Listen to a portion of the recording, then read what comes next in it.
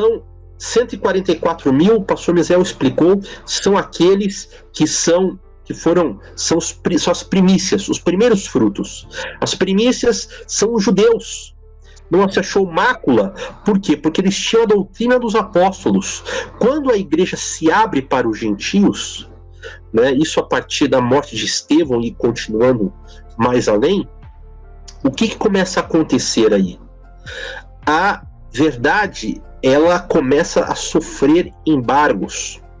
Mesmo judeus posteriores àqueles primeiros tempos, alguns são confundidos. Quando você pega, por exemplo, as 7 igrejas da Ásia, a se confirmar a tese dos especialistas de que João está escrevendo na última década do primeiro século, você vê como Jesus ele cobra as igrejas. Todas elas são igrejas gentílicas, né, igrejas que estão em cidades do Império. Você não vê mais Jerusalém, por exemplo, ali. Por quê? Porque Jerusalém, o templo havia sido destruído, né? Os cristãos haviam sido dispersos já. Então você vê que é uma igreja muito gentílica, né? E você vê que ali já há apostasia acontecendo. E João, ele é muito claro, não só João, como Paulo já vai falar um pouco sobre isso, sobre a apostasia e as mentiras, as falsas doutrinas que começaram a entrar na igreja naqueles tempos, dos gnósticos, né, que pregavam que Jesus não tinha vindo em carne. Havia um homem Jesus, e este homem Jesus, então, desceu sobre ele o Cristo, que eles chamam que seria o Espírito Santo. Então, olha só, tudo isso que estou falando tem base nenhuma bíblica, isso aí é o que os gnósticos pregavam. E aí, então, ele operou, falou, fez, aconteceu. Depois, quando ele vai para a cruz, o homem Jesus é crucificado e morre, mas o Cristo sobe aos céus. Então eles vão falar, Cristo não veio em carne. E aí é uma heresia. E João, ele prontamente rebate, Paulo também rebate. João chega a falar que aqueles que pregam que Jesus não veio em carne, esse já tem o espírito do anticristo. Eles também pregavam que o casamento não tinha valor. Outros grupos pregavam que não se devia mais casar, né? Eram ascetas, né? E aí você tem aquela passagem, né, do Apocalipse em que João ele cobra nas 7 igrejas, uma delas ele cobra lá sobre Jezabel, né, uma tal de Jezabel, né, que havia corrompido o povo de Deus. Então é uma falsa profetisa que trazia esses ensinos, né? Então você vê que já naquele tempo você já tem um desvio doutrinário. Já naquele tempo você percebe que ali já se abre um outro período. E qual é o período seguinte ao da grande multidão? Selada no tempo de paz, por quê? Porque havia a Pax Romana, que era uma política do Império Romano para que houvesse um mínimo de guerras e confusões. Por quê? Porque favoreceria, né, a paz dentro do Império, favoreceria o que? Favoreceria que houvesse o comércio e os romanos dominariam mais as províncias conquistadas. Então é importante aquele tempo de paz, e de fato, né, nós vemos uma profecia aqui no Apocalipse que os anjos, naqueles primeiros anos, sustentaram a paz.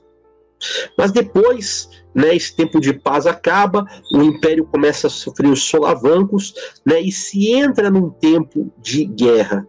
Mas também, queridos, veja bem, se entra num tempo de uma tribulação a qual nunca houve para quem? Para o povo judeu. Porque quando eles são dispersos entre as nações, eles passam a sofrer todo tipo de perseguição, eles passam a sofrer todo tipo de difamação, muitos são obrigados a trocar a sua identidade, e isto por onde eles vão. Ainda que em muitos lugares eles tenham trazido prosperidade, eles também enfrentam uma perseguição sistemática por onde vão, a culminar na Segunda Guerra Mundial com o Holocausto, em que é necessário, então, a criação do Estado de Israel para que eles possam, então, se abrigar, cumprindo, inclusive, as profecias. Então, quer dizer, acima de tudo, é um tempo de tribulação. Para nós, também é um tempo de tribulação, mas para eles é um tempo de tribulação.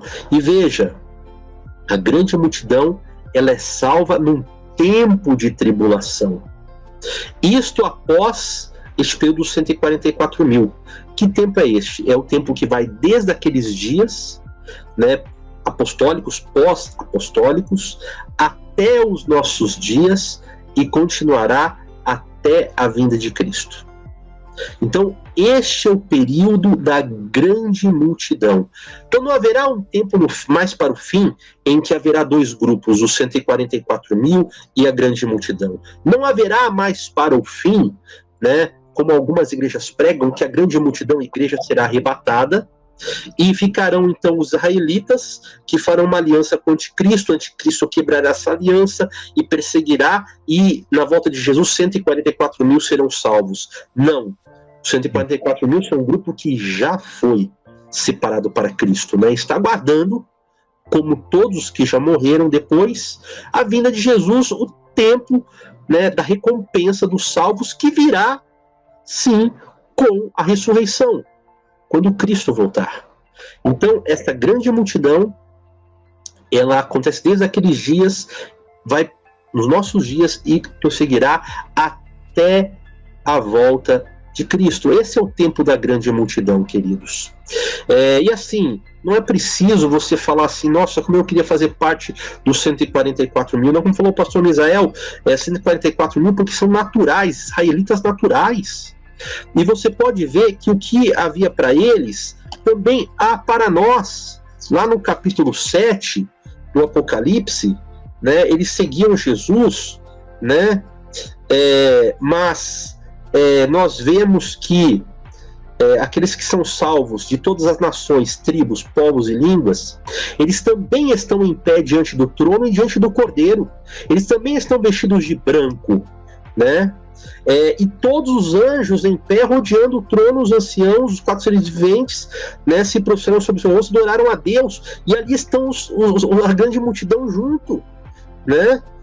Quando fala que 144 mil seguiam Jesus, porque de fato, né, os apóstolos andaram após ele, não havia mistura doutrinária com aqueles 144 mil, por isso que fala que eles andavam junto com Cristo. Mas a grande multidão, queridos, olha só, também ela vai ter o mesmo privilégio de estar com Cristo, reinar com Cristo junto com os 144 mil, né? Todos reinarão com Cristo, né? E olha só, o Cordeiro está no meio do trono, os apacentará.